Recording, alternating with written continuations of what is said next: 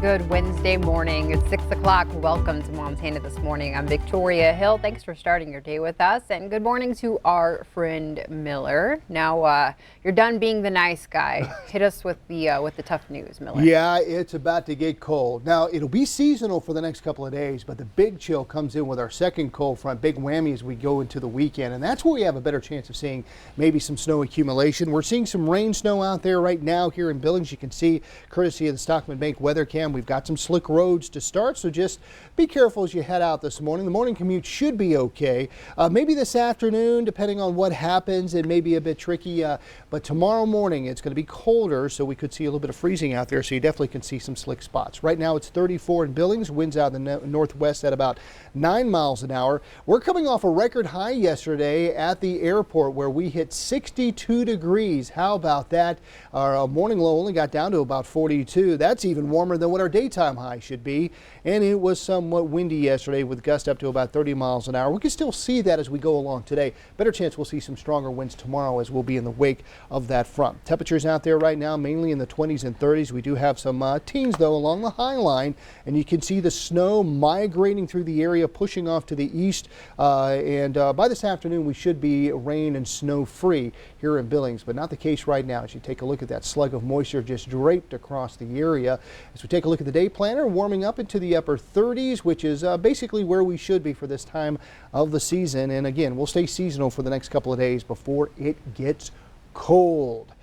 A very historic day today if you're a rock and roll music fan. It's the 62nd anniversary of the day the music died. It's back when Buddy Holly, Richie Valens, and JP, the Big Bopper Richardson, died in a plane crash 62 years ago. There we have La Bamba playing in the background. Yes. I didn't know this until I watched the movie La Bamba, because I'd always thought that Richie Valens, which was it, Richie Valenzuela, I think it was, or yes. Spoke Spanish, but he didn't speak Spanish. And until I saw that movie, I was like, wow, that's interesting. So, boy, yeah, can you just imagine what those guys could have become? Yeah, I mean, they're exactly. icons, of course, but just lost out on so much of their music and their talents moving forward. Right, yeah, great musicians, and sad story for sure. So, you know, every time I look back at the history of this day, I just kind of get lost in it, and I do want to go to the Surf Ballroom in Iowa where they played last before, before they got into their crash, and so. Fingers crossed, I get on a road trip over the next couple of years and head out that way. Cross it off the bucket list one day. Yep. Huh? Okay. All right, Miller, thank you so much. I will get on to the day's news. We begin in Livingston, where police are still locked in a standoff with an armed suspect that began yesterday afternoon. Deputies tried to serve 49-year-old Michael Marfuda a court-ordered eviction, and he confronted them with a knife. The deputies called in help from a special response team who tried to negotiate, but Marfuda fired shots at them. None of the authorities have been hit, and they did not return fire. A new warrant has been issued for Marfuda's arrest, charging him with assault with a weapon and obstructing a peace officer. He's barricaded in his home at the Vista View Trailer Park Court, which is just across from Park High School.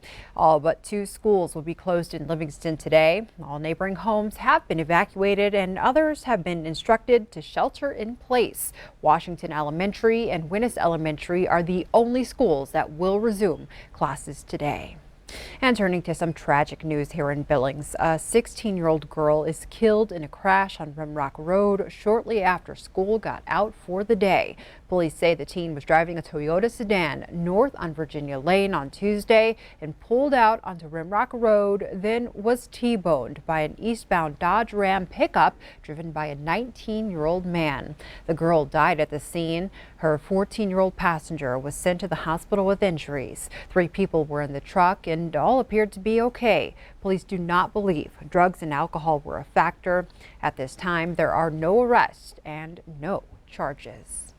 Turning to the pandemic, nearly 20,000 extra COVID-19 vaccines are being spread across the state of Montana. Governor Greg Gianforte says the shots were originally meant for long-term care facilities, but over 19,000 of those won't be needed. State leaders had to ask the federal government to reallocate the vaccines and got approval. Governor Gianforte says community vaccine clinics will be set up in the coming weeks. Every dose Montana receives is critical, which is why I promised you in my first week in office that we wouldn't let vaccines sit on the shelves. Today, we're following through on that promise. The redirected doses are all Pfizer vaccines, and the state says they'll be used as first and second doses for about 10,000 people. The White House is further ramping up its vaccine distribution. 1 week after increasing the weekly supply given to the states by 16%, officials are adding another 5%. CBS's Deborah Alfarone has details, plus the latest on President Biden's nearly $2 trillion relief bill.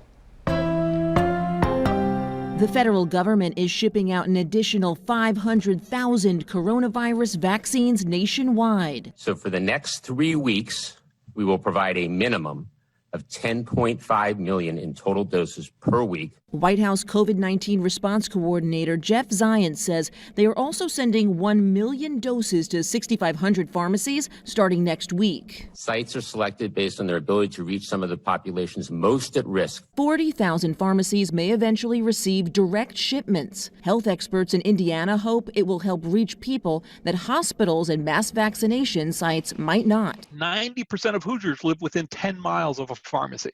It basically cuts out the middleman. The White House is also working with Congress to pass a $1.9 trillion relief bill. President Biden told Senate Democrats that the Republican plan of about $600 billion is inadequate. If we did a package that small, we'd be mired in the COVID crisis for years. Democrats are trying to pass their bill through a process called reconciliation, which wouldn't require any Republican votes. Totally partisan. Minority Leader Mitch McConnell used the same tools to pass the Trump tax cuts. They are in the majority in the House and Senate, and life is a series of choices, and they've chosen. Democrats hope to pass a bill by March before the unemployment benefits from the last package run out. Deborah Alfarone, CBS News, Washington.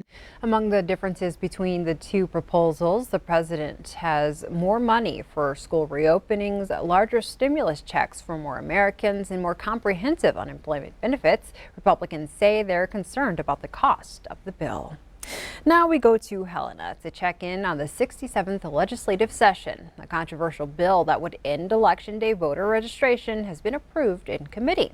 It sets the cutoff time for voter registration at noon on the Monday before an election day. It's advancing despite all 7 Democrats on the committee and 2 Republicans voting against the bill. Representative Marvin Weatherwax of Browning calls the bill voter suppression.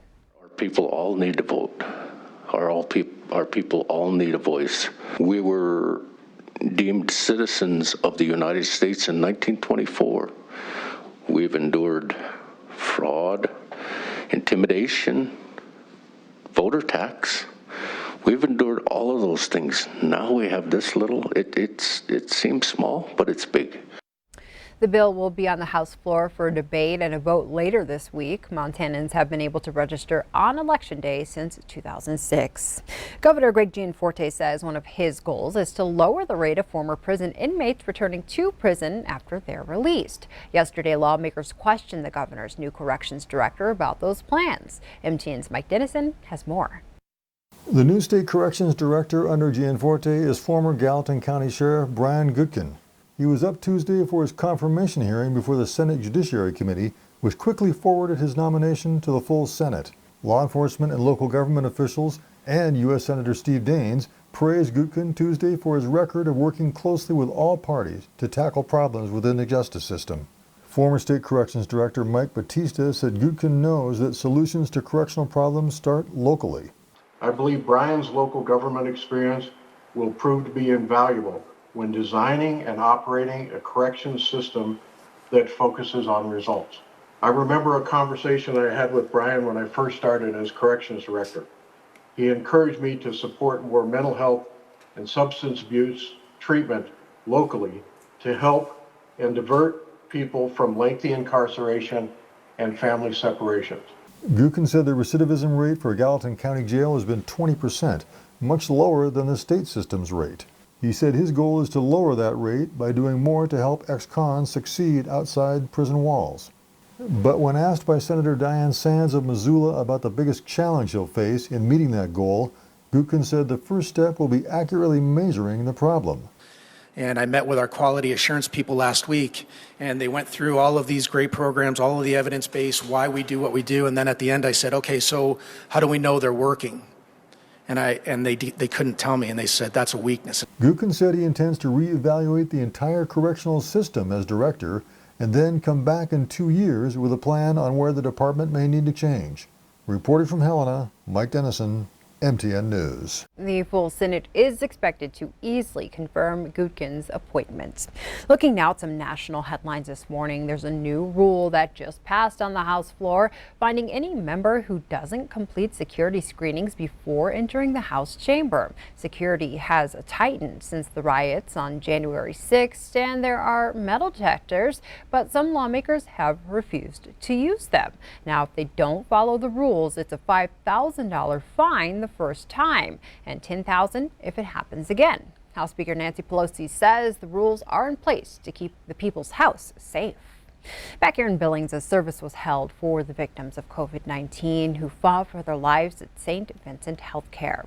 3 candles were lit in honor of those who have died, one representing the 177 people who have passed away at the hospital, another representing those who died across the state, and the last candle was lit for members of Montana's tribes who lost their battle with COVID-19. To our Native American brothers and sisters, and we honored them in particular today because of that great loss.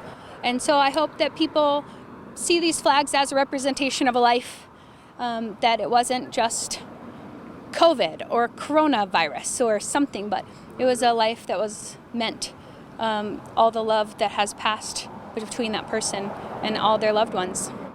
After the service, St. Vincent Healthcare staff placed 177 white flags on the lawn near the front entrance.